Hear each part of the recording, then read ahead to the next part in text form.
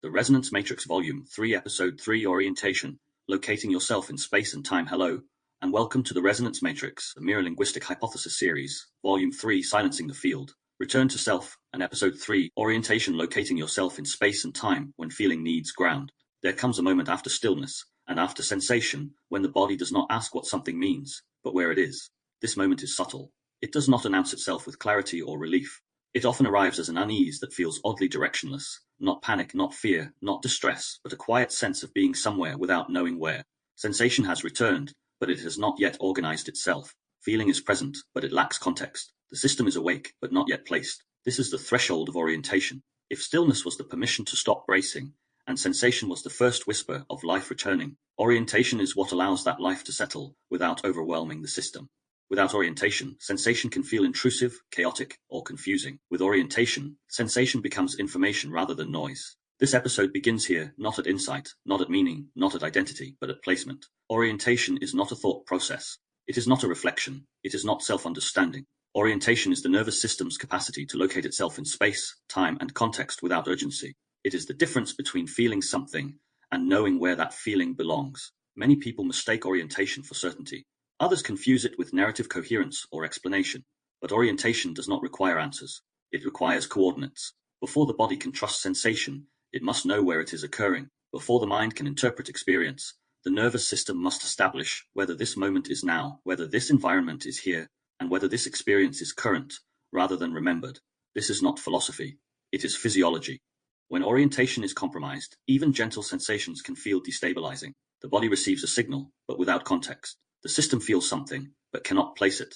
And when placement is missing, the brain often rushes to compensate through story, interpretation, urgency, or action. But orientation does not come from speed. It comes from grounding. In Volume 2, we traced how influence overrides orientation deliberately, through pressure, confusion, narrowing of options, and eventually biological freeze. The nervous system, under threat, sacrifices orientation first. It collapses time. It collapses space. Everything becomes now and danger. Everything becomes immediate. Everything becomes survival. Volume 3 moves in the opposite direction, not morally, not ideologically, but biologically. Here, orientation is not reclaimed through effort. It returns as the system realizes it is no longer being chased. That realization is not cognitive. It is not decided. It is detected. The nervous system is always asking 3 questions before it allows experience to deepen.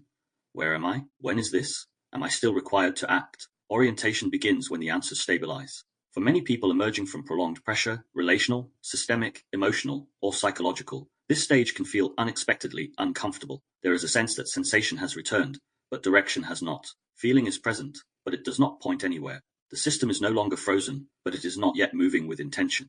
This can feel like being awake in a room, without knowing how you arrived there. The impulse at this point is often to do something, to assign meaning, to decide what the sensation indicates, to turn feeling into insight or insight into action. But this impulse is not wisdom. It is residue. It is the leftover reflex of urgency, the same reflex that once kept the system alive. Orientation asks for something different. It asks for patience without passivity, presence without interpretation, contact without explanation. The body does not orient by thinking. It orients by sensing boundaries, edges, rhythms, and reference points. It locates itself by feeling gravity, temperature, proximity, sound, and the passage of time. It places itself by noticing what is near, what is far, what is moving, and what is still. This is why orientation often begins outside the mind. You may notice it when your breath naturally deepens, because the room feels stable, when your shoulders drop because the environment no longer signals threat, when your eyes linger instead of scanning, when time begins to stretch rather than compress. Orientation is not calm. Calm is a state. Orientation is a capacity. Without orientation, calm is fragile. With orientation, even intensity can be held.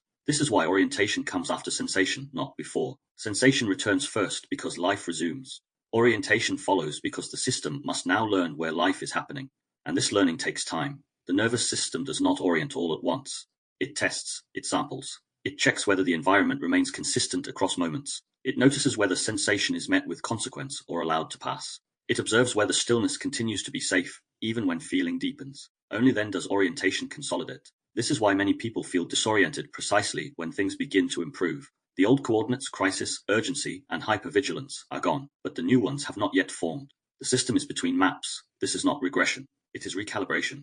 Orientation does not ask you to know who you are. That comes later. Orientation asks you to know where you are right now, without judgment. It asks you to notice, am I inside or outside? Is this moment quiet or loud? Is my body supported or suspended? Is this experience happening now, or does it belong to another time? These questions are not meant to be answered verbally.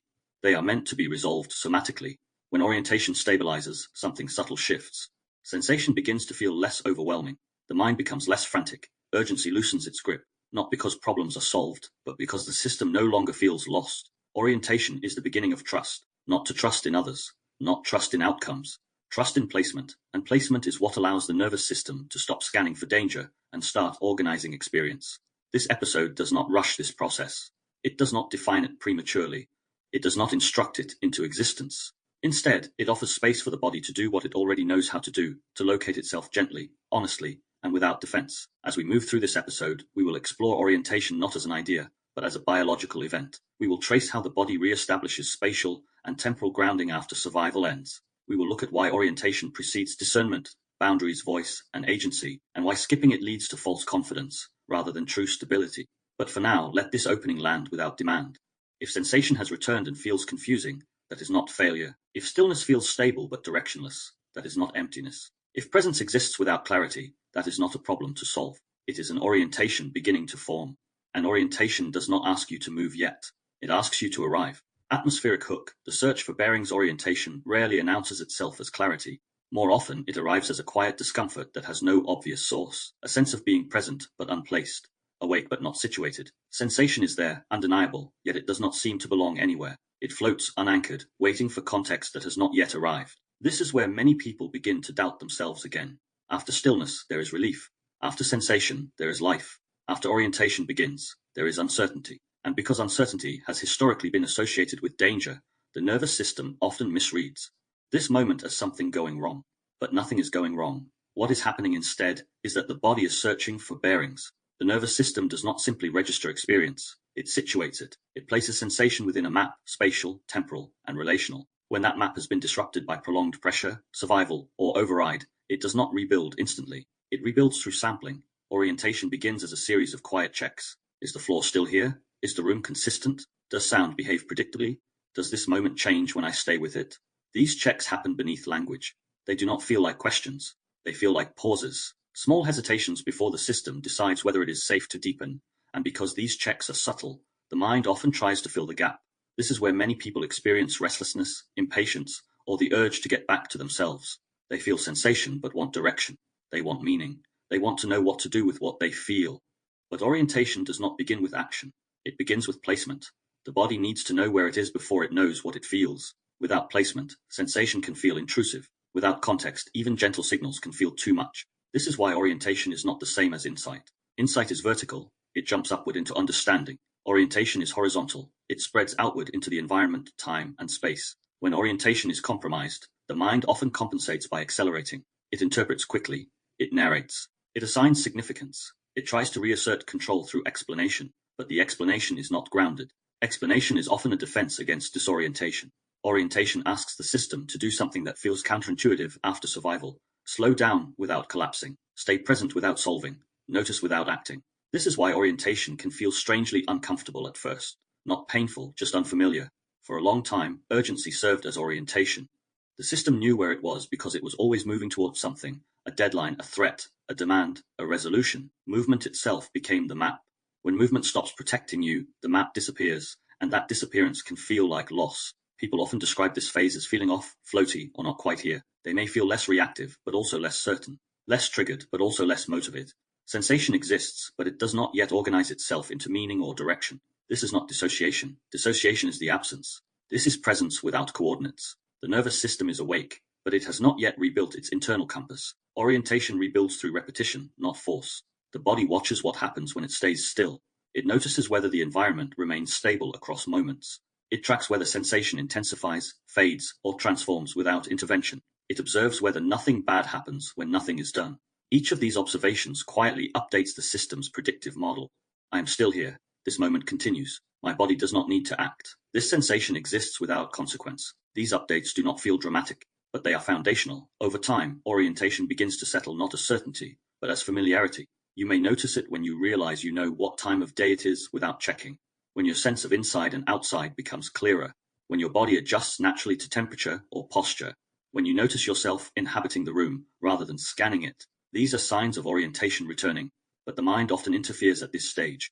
It wants orientation to feel like confidence. It wants clarity, purpose, and direction. It wants the return of identity. Orientation offers none of these, yet. Instead, it offers situatedness. You are here. This is now. Nothing is asking you to leave. For nervous systems conditioned by pressure, this can feel insufficient, even unsettling. The old reflex says, if nothing is happening, something must be wrong. But orientation teaches a different lesson. If nothing is happening, the system may finally be safe enough to locate itself. This is why orientation often emerges slowly and unevenly. One moment you feel grounded, the next you feel lost again. One moment sensation feels manageable, the next it feels vague or intrusive. This fluctuation is not instability, it is recalibration. The nervous system does not flip a switch from disoriented to oriented. It oscillates, testing whether grounding holds under different conditions. It checks whether presence remains safe when sensation deepens. It observes whether time continues to move predictably. Only after these tests does orientation consolidate, and consolidation feels subtle. It does not feel like an achievement. It feels like less effort to stay present, less effort to manage sensation, less effort to explain yourself to yourself.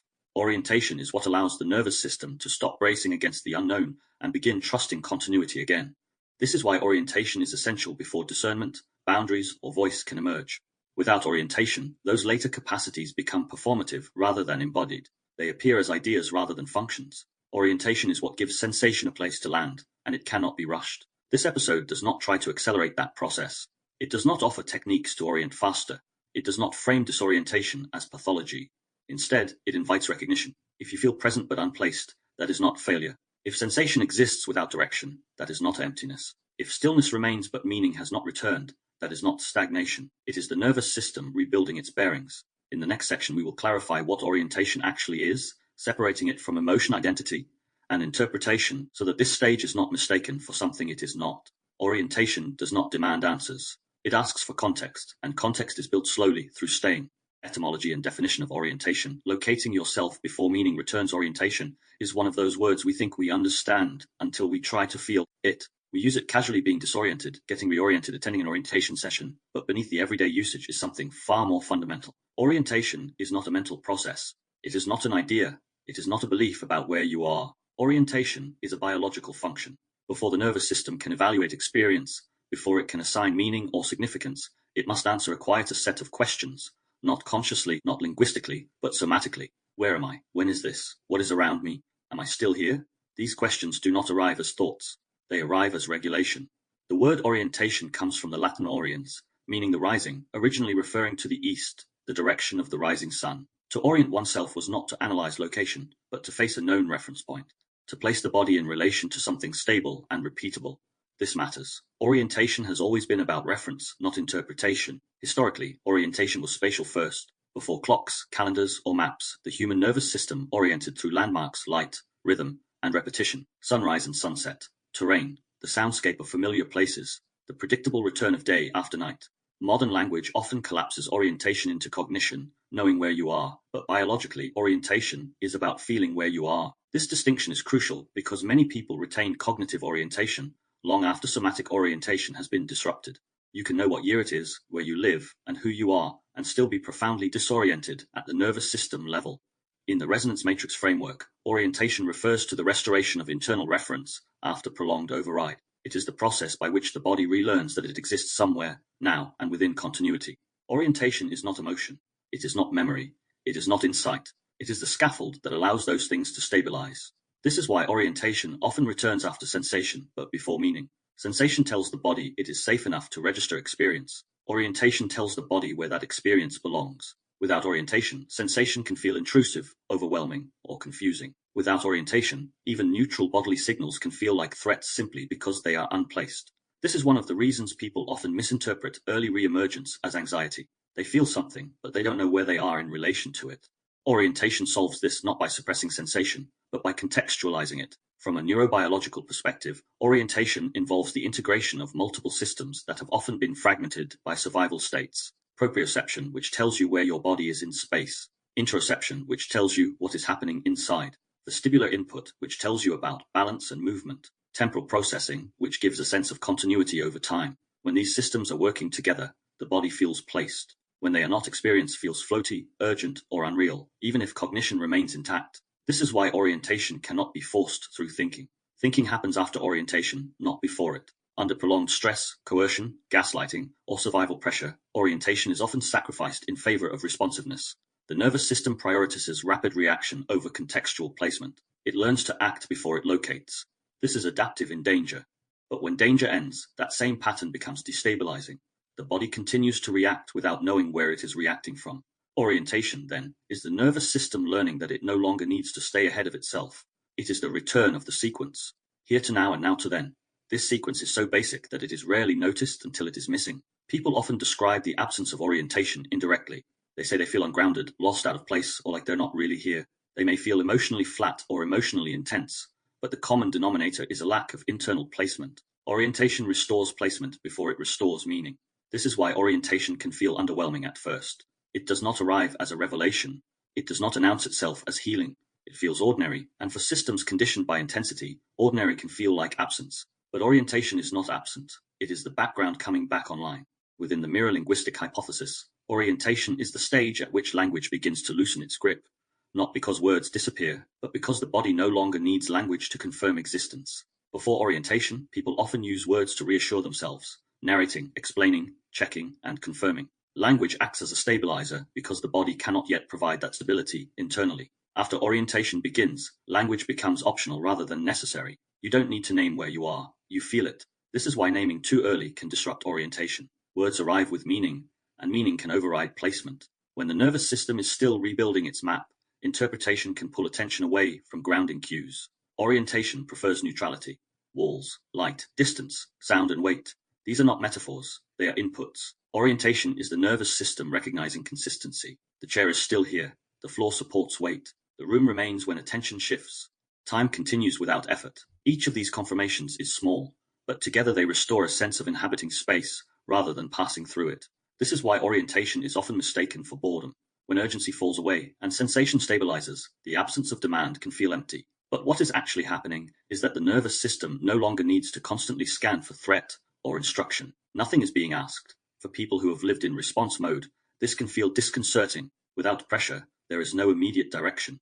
Without direction, the mind searches for purpose. But orientation does not answer what should I do. It answers where am I now. That answer alone is enough to stabilize the system. Orientation also has a temporal dimension that is often overlooked. Survival states compress time. Everything becomes now, immediate, urgent. The past intrudes unpredictably. The future feels threatening or unreachable. Orientation restores temporal sequencing. There is a before, there is a now, there will be an after. This does not feel hopeful at first. It feels neutral, and neutrality is precisely what the nervous system needs to rebuild trust. Orientation does not promise that things will be good. It promises that things will continue. This is why orientation often feels quieter than expected. People sometimes say, I thought I'd feel more when I started to heal. What they are often missing is that healing begins with placement, not emotion. You cannot feel deeply if you do not know where you are feeling from. You cannot trust sensation if you do not know that the environment will hold you when sensation changes. Orientation creates that holding, not emotionally, but spatially and temporally. This is also why orientation must precede discernment. Without orientation, discernment becomes hypervigilance, scanning for threat without context. With orientation, discernment becomes choice, distinguishing signal from noise because the system is stable enough to compare. Orientation also precedes boundary. A boundary requires a sense of inside and outside.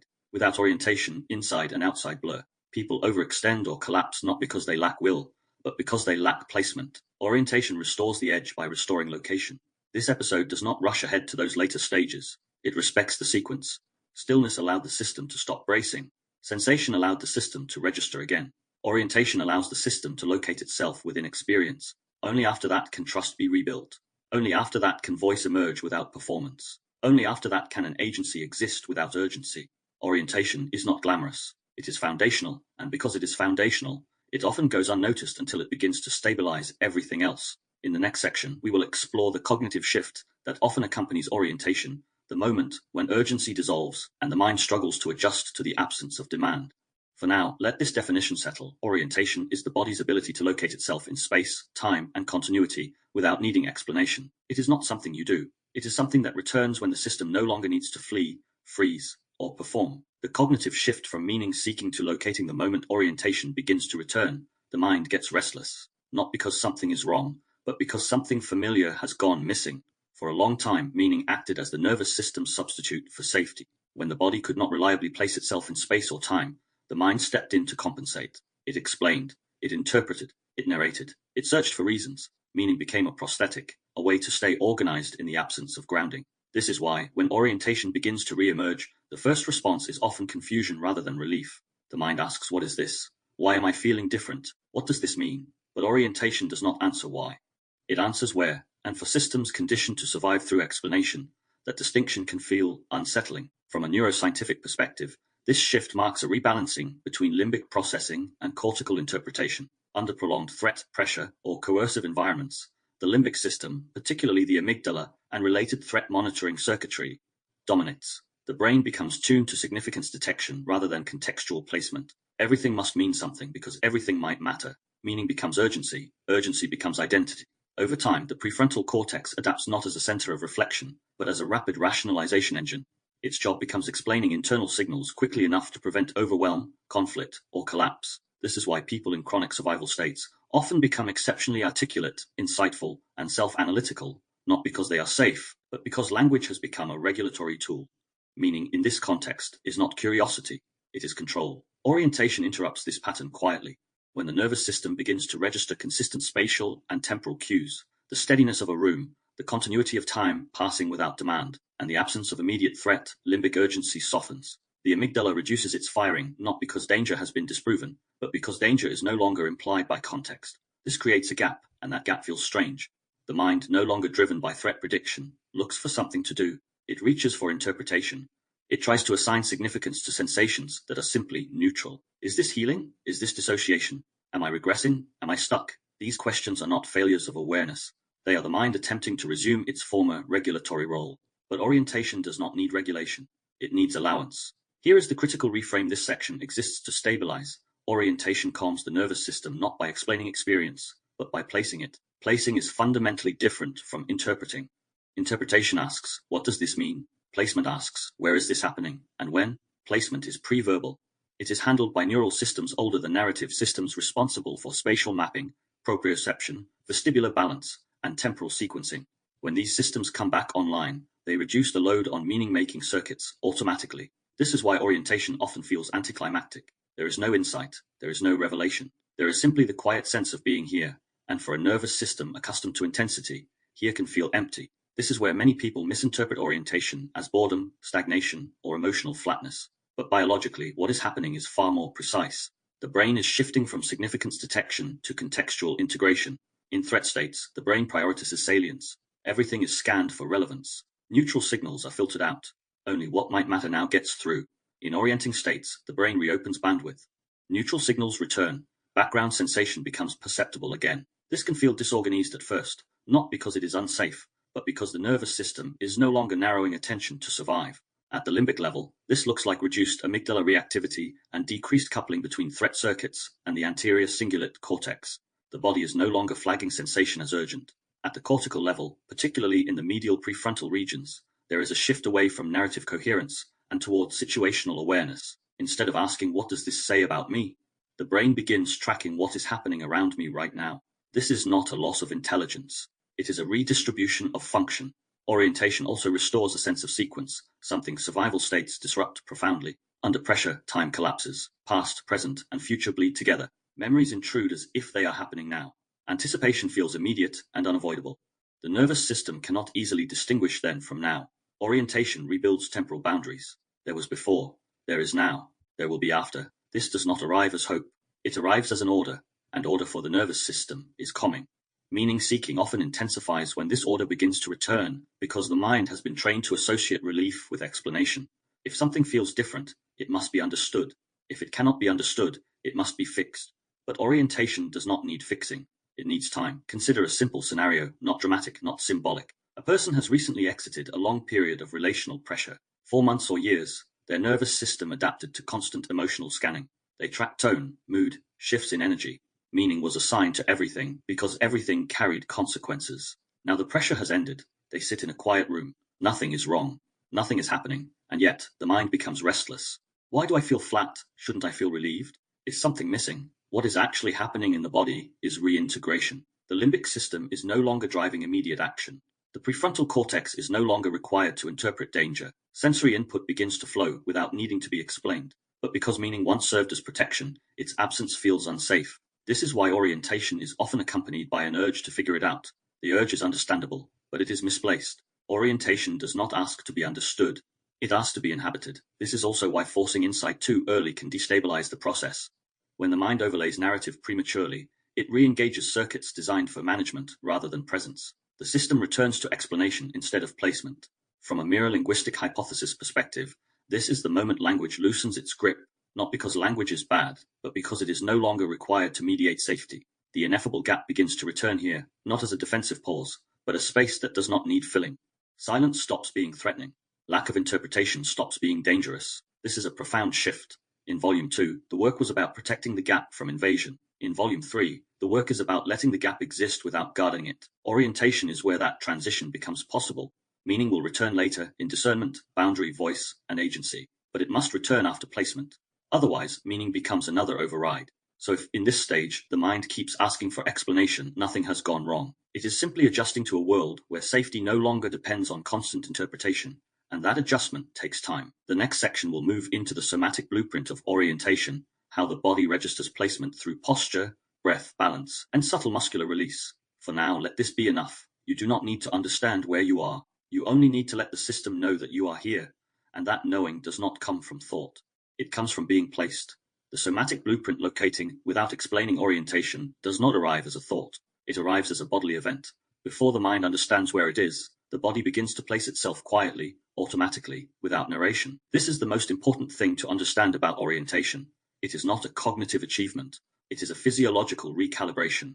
And because of that, it often goes unnoticed. In survival states, the body does not fully inhabit space. It scans it, it monitors it, it prepares to move through it quickly if necessary. Muscles remain partially engaged. Breath stays shallow or directional.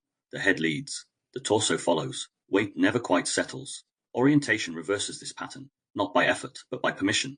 At the somatic level, orientation begins when the nervous system determines that movement is no longer required to maintain safety. This decision is not made consciously. It is made through neuroception, the body's automatic assessment of threat and safety based on sensory cues, not reasoning. Light becomes steady rather than interrogated. Sound becomes background rather than signal. Touch returns to the surface of the skin instead of being held in reserve. When this happens, the body begins to register where it is instead of what might happen next. This is the blueprint. One of the first changes occurs in posture. In threat-adapted states, posture is anticipatory. The body leans forward or subtly braces, even when seated. The spine holds tension not to support rest, but to enable rapid response. The neck and jaw often carry residual readiness, prepared to speak, defend, explain, or react. As orientation returns, posture shifts downward, not slumped but weighted. The pelvis begins to carry more load. The feet make fuller contact with the ground. The back no longer holds itself rigidly upright as a signal of vigilance. Gravity is allowed to assist instead of being resisted. This is not a collapse, it is placement. The nervous system is saying, I know where I am now. Breath follows posture. In survival states, breath is functional. It fuels readiness. It stays high in the chest, quick to respond, quick to adjust. There may be long pauses between breaths or breath held unconsciously during moments of concentration. Orientation allows breath to drop without instruction. The diaphragm begins to move more fully. Exhalations lengthen slightly, not dramatically but naturally. There may be spontaneous sighs, yawns, or subtle tremors as carbon dioxide tolerance recalibrates and the autonomic system shifts toward balance. This is not relaxation in the performative sense. It is a coordination return. The vagus nerve, particularly its ventral branch, begins to reassert influence. This does not mean bliss or warmth. It means regulation through presence, rather than mobilization. Importantly, this shift does not eliminate sensation. It contextualizes it. Sensations no longer float unanchored. They begin to register somewhere. A sensation in the chest is felt in the chest, not as an existential signal. A tightness in the stomach is felt as pressure, not meaning. The body reclaims its internal map. This mapping function is handled by neural networks involving the somatosensory cortex, posterior insula, and parietal regions responsible for spatial integration. Under chronic threat, these networks are deprioritized. Under orientation, they resume their work. This is why orientation often feels quietly stabilizing rather than emotionally rewarding. The body is doing housekeeping. Another key aspect of the somatic blueprint of orientation is temporal grounding. In survival states, the body lives ahead of itself. Muscles prepare for what might happen. Attention scans for what is coming. Even memories are pulled into the present, replayed as if they are ongoing. Orientation returns time to sequence. The body begins to sense now as distinct from then. This happens through rhythm. Small rhythms reappear: the pace of breathing, the cadence of movement, the subtle oscillation between tension and release.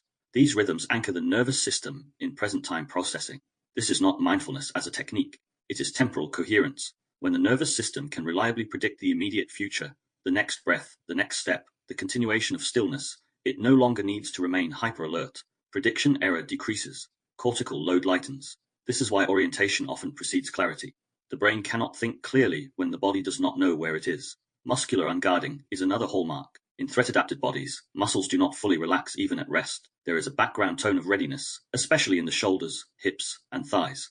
This tone is not tension in the dramatic sense, it is preparedness. Orientation allows this tone to soften incrementally, not all at once, not symmetrically. One shoulder drops before the other. One hip releases before the other. One side of the jaw unclenches while the other remains guarded. This asymmetry is important. It reflects the nervous system testing safety gradually. Release occurs where the system feels most confident first. Trying to force symmetry here, through posture correction or deliberate relaxation, often reintroduces control. Orientation prefers unevenness at first. It prefers honesty over optimization. You may also notice subtle micro-movements, small adjustments in seating, weight shifts, gentle repositioning of limbs. These are not fidgets. They are proprioceptive recalibrations, the body updating its internal map of itself in space. In survival states, movement is often purposeful or suppressed. In orientation, movement becomes exploratory again. This is the body asking, can I move without consequence? When the answer remains yes, orientation deepens. One of the most counterintuitive aspects of the somatic blueprint of orientation is that emotion may temporarily recede. People often expect feelings to return immediately once safety is established. But emotion requires context. Without orientation, emotion overwhelms. With orientation, emotion waits. This waiting can feel like flatness, but it is not numbness. It is sequencing. The nervous system restores order first, then intensity. Another important somatic marker is eye behavior. Under threat, vision narrows. The eyes fixate or scan. Peripheral vision is reduced. This supports rapid threat detection. Orientation allows the visual field to widen again. The gaze softens. The eyes move less urgently. Peripheral awareness returns. The world feels more dimensional, less flat. This change often occurs without conscious awareness. People simply notice that the room feels bigger or less oppressive. That is orientation. From a mirror linguistic hypothesis and mirror linguistic field theory perspective, this is where language begins to loosen, not because it is rejected, but because it is no longer needed to scaffold safety.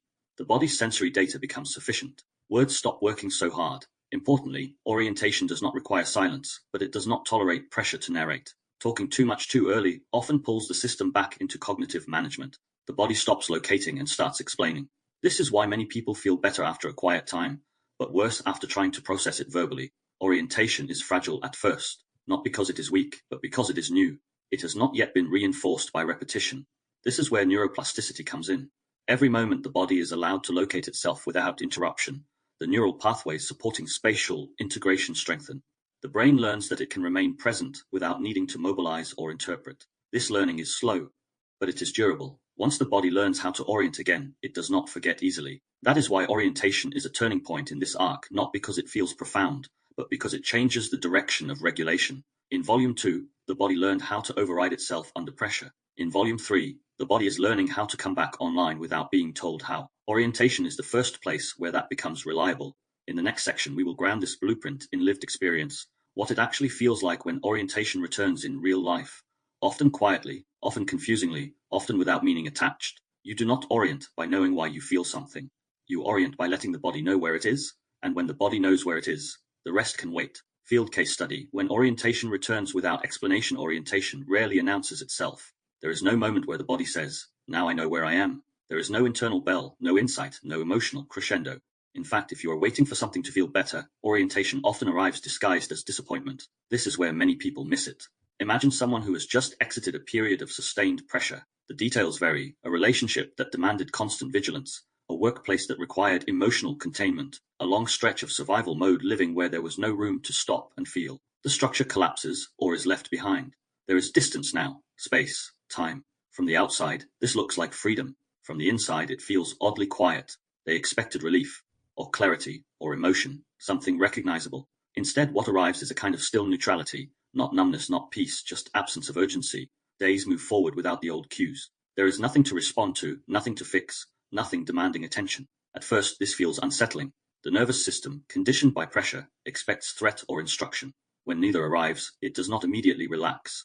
It waits, it listens, it scans for the next demand. This waiting is the beginning. In the early phase, the person may describe feeling flat, empty, or disconnected. Friends might ask how they feel now that it's over, and they struggle to answer. There is no clear emotional story to tell, no narrative arc, just being here. This is often misread as a problem. But what is actually happening is that the body is learning the environment again. Without pressure, the nervous system does something very simple and very profound. It starts locating. The body begins to notice small, practical things. The way light enters a room at a certain time of day. The temperature of the air when stepping outside. The texture of the floor under bare feet. These are not meditative exercises. They are automatic sensory updates. The body is saying, this is where I am. Orientation returns through specificity, not meaning location. At this stage, sensation may be present but unlabeled. There may be bodily feelings, a heaviness in the limbs, a gentle ache in the chest, a low hum of fatigue, but they do not yet organize into emotion. The mind reaches for explanation, but nothing fits, and that is the point. Emotion requires context. Orientation provides it. Without orientation, sensation overwhelms or dissociates. With orientation, sensation waits. In daily life, this looks unremarkable. The person goes to the shop and realizes they are not rushing.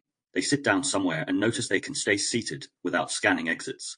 They pause before speaking, not because they are anxious, but because there is no need to fill space. These are not breakthroughs.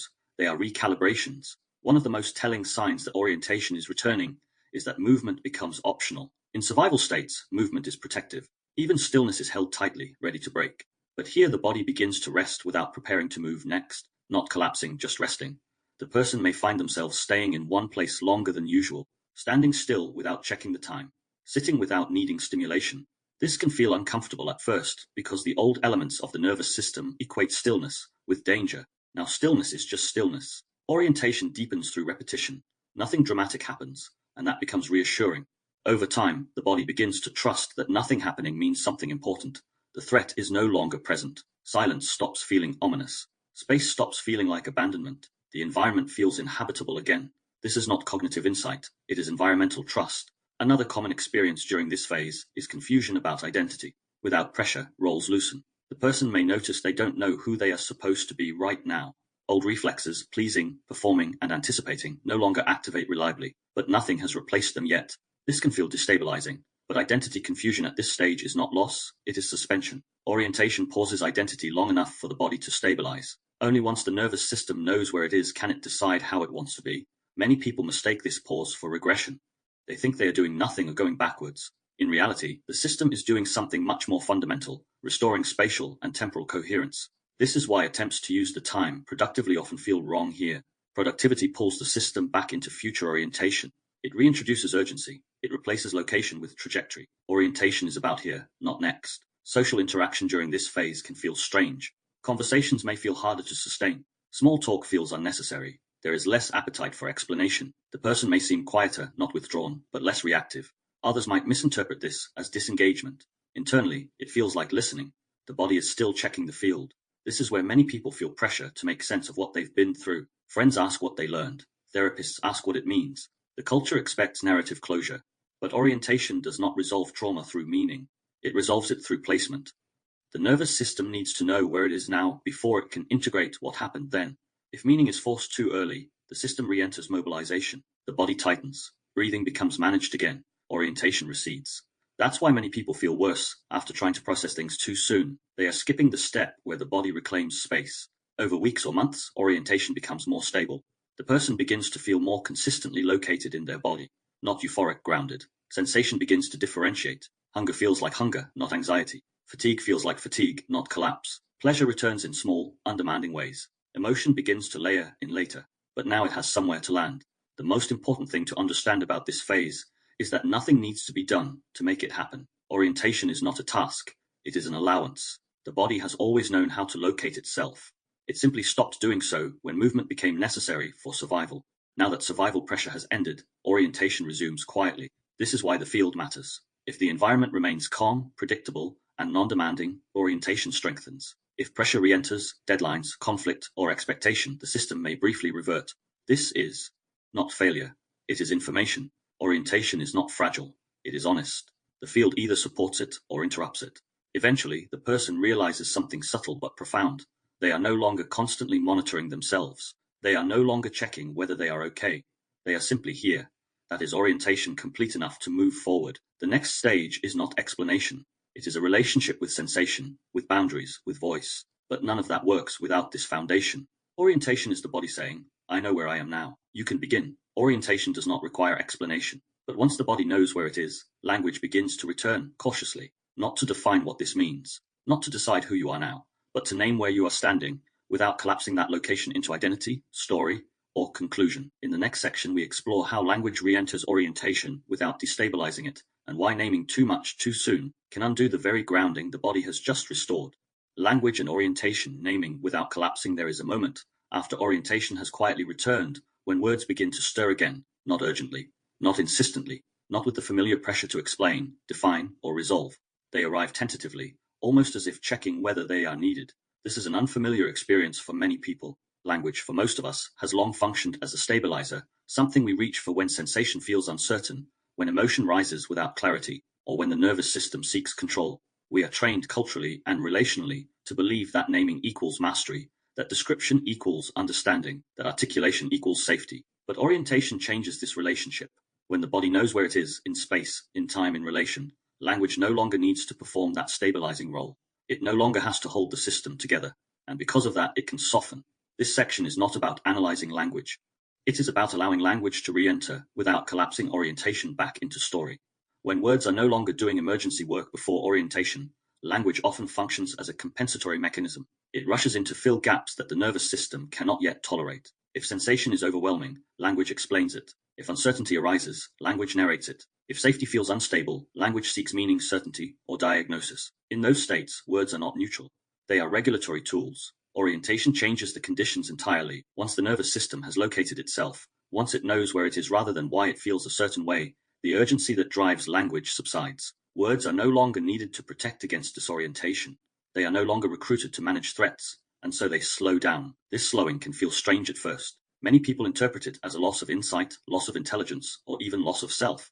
There may be a sense that thoughts are fewer, sentences shorter, and explanations less elaborate.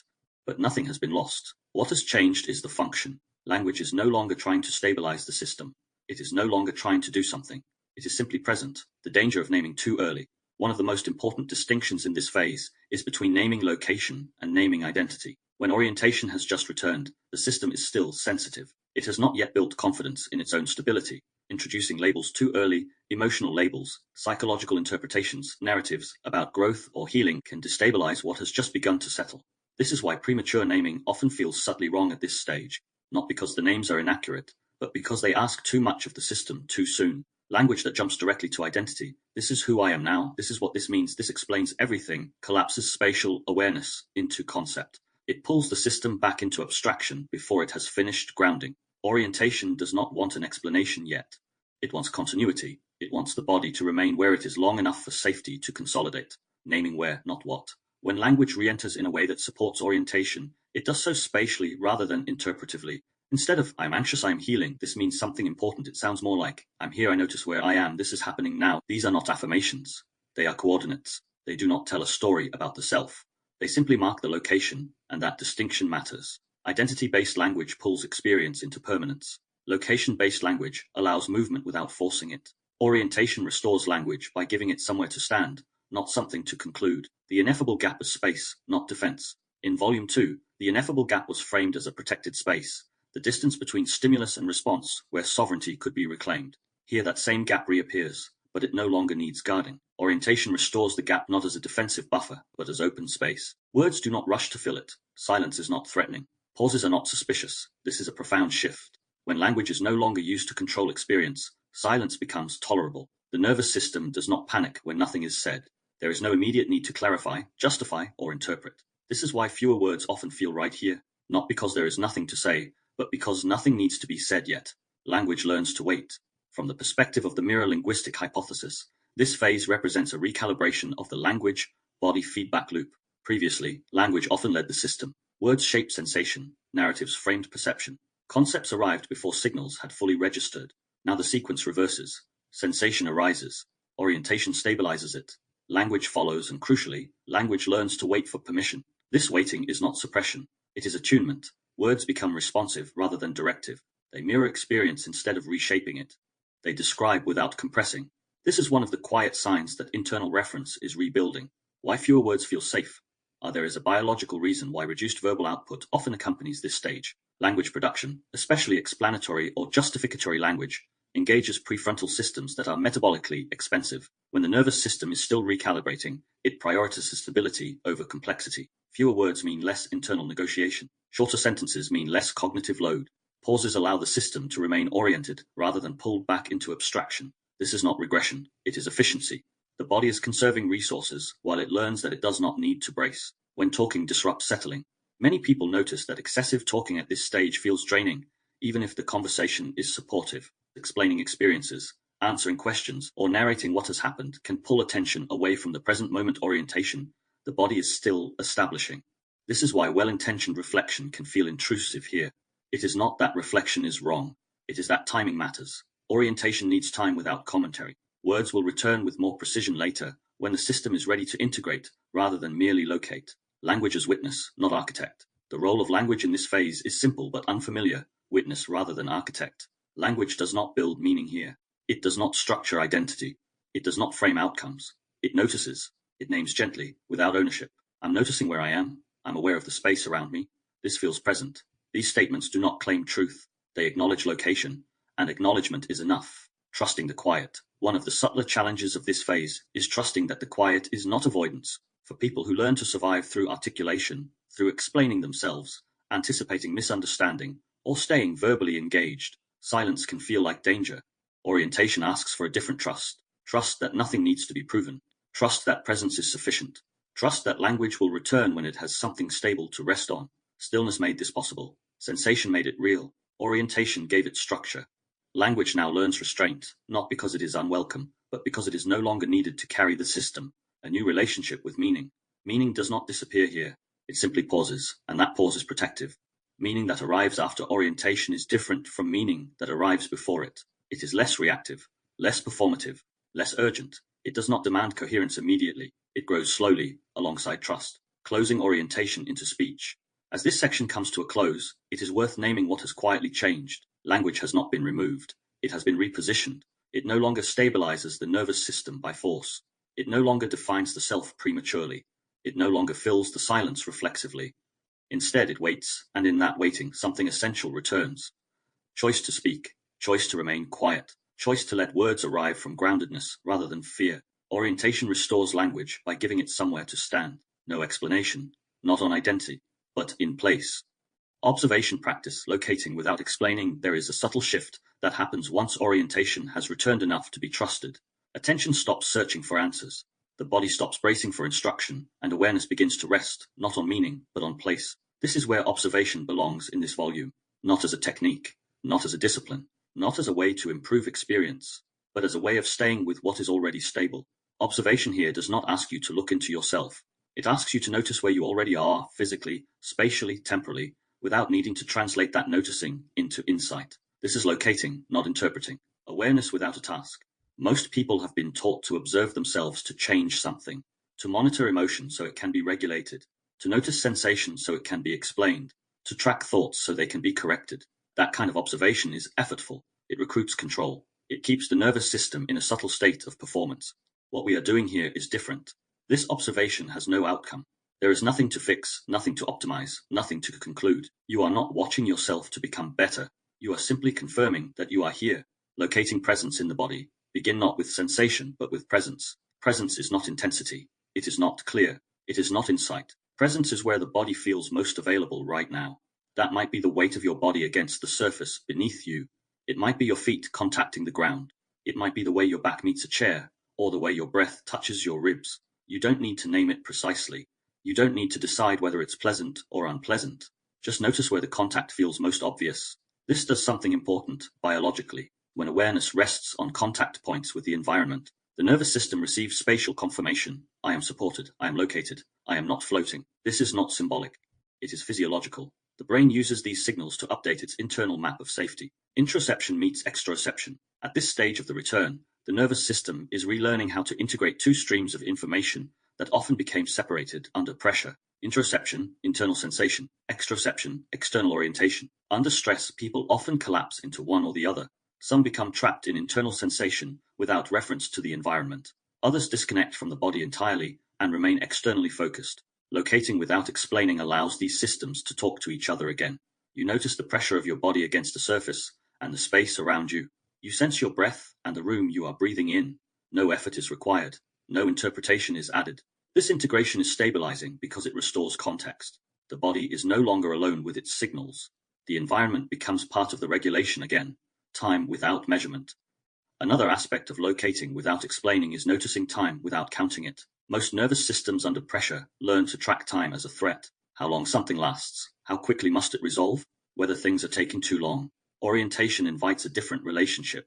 Instead of asking how long, notice that time is moving at all. You might notice the rhythm of your breath, the gradual shift of light, the slow unfolding of sound in the background. Nothing needs to be timed.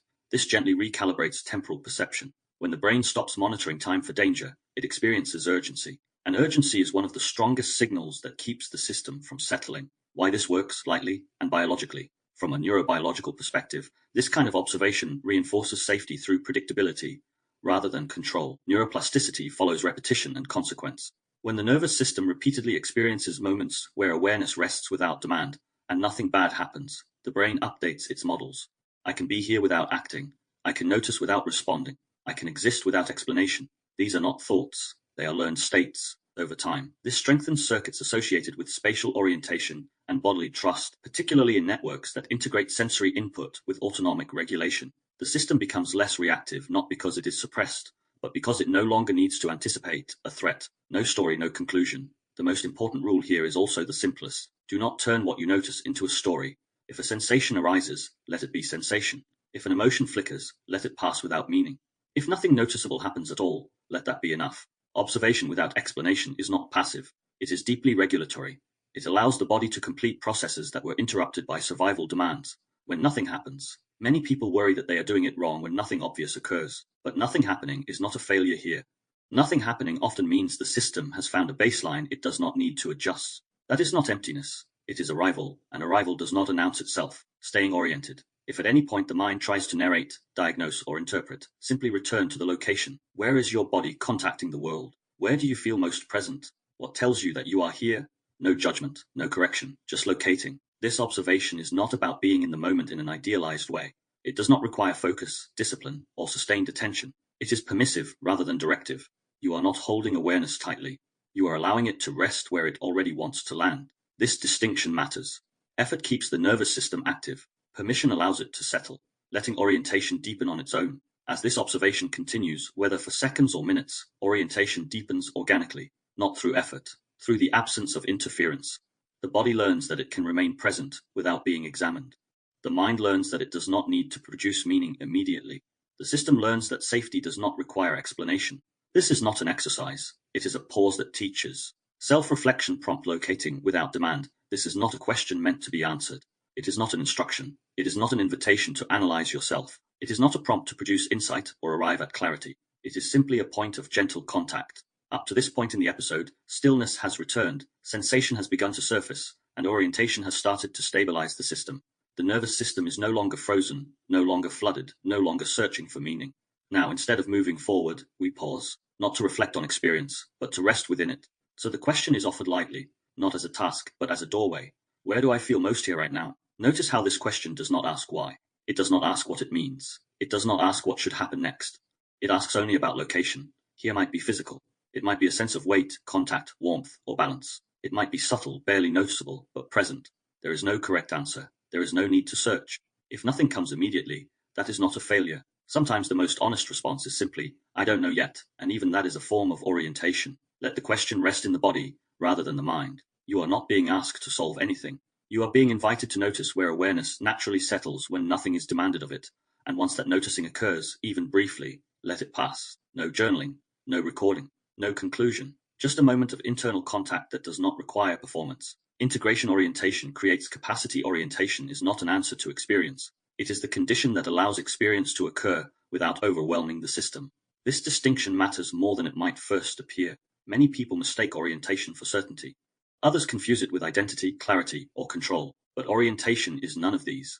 It does not tell you who you are, what something means, or what to do next. It simply tells the nervous system, you are here, and here is survivable. That alone changes everything. When orientation is absent, sensation becomes destabilizing. The body may feel too much too quickly, or too vaguely.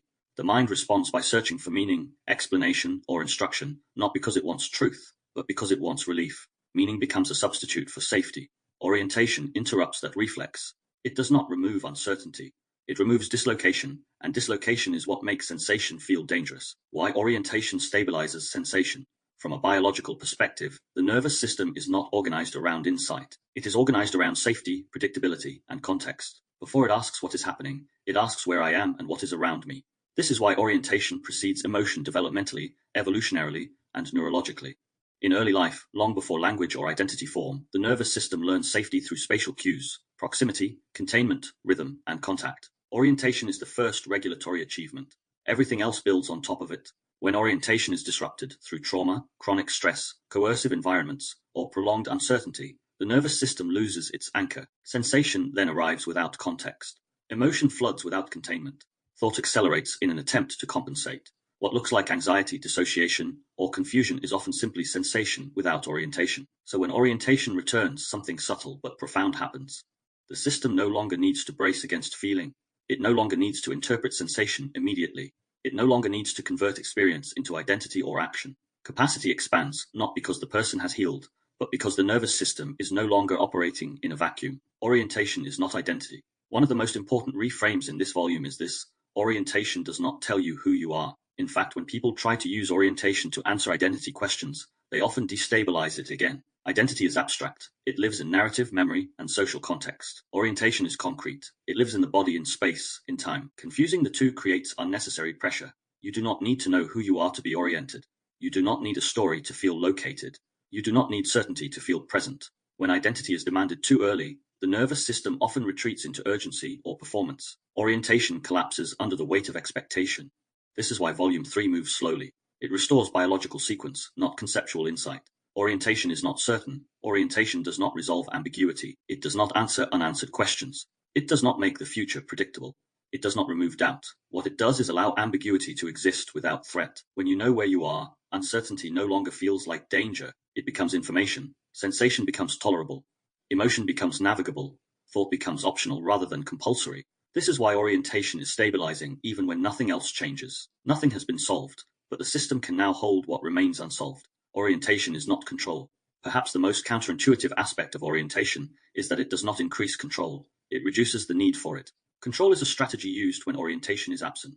It is an attempt to impose predictability externally when internal reference is unstable. When orientation returns, control softens naturally.